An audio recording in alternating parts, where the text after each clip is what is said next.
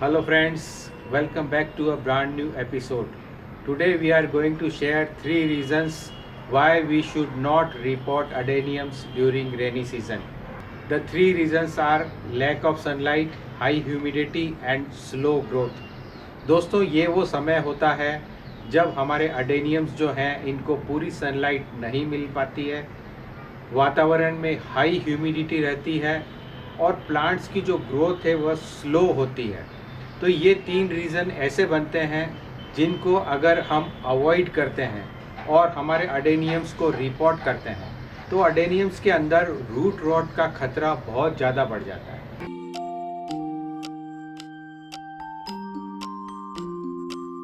Rainy season के अंदर adenium की केयर में है, नंबर 1 आप फंगीसाइड का स्प्रे करें, साथ ही साथ सोइल एप्लीकेशन करें।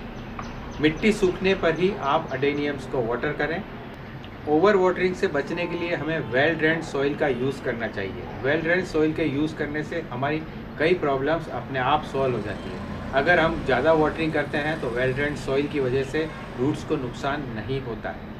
आप अपने अडेनियम्स को कोशिश करें कि फुल सनलाइट में रखें या ऐसी जगह रखें जहां उसे ज़्यादा से ज़्यादा सनलाइट मिले। अडेनियम एक सनलाइट लविंग प्लांट है। इसे 10 से 12 घंटे की सनलाइट भी मिले तो ये अच्छे से ग्रो होता है। कम सनलाइट में इसकी ग्रोथ रुक जाती है और ये अट्रैक्ट करता है फंगस को और फंगस से प्लांट को नुकसान होता है।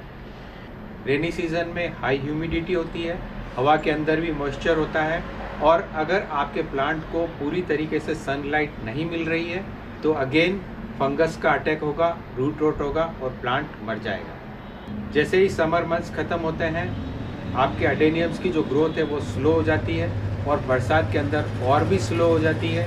तो ऐसे समय में आपको रिपोर्टिंग करने से बचना चाहिए। So friends, that's it for today. I will be back with some more informative videos. Till then, bye bye.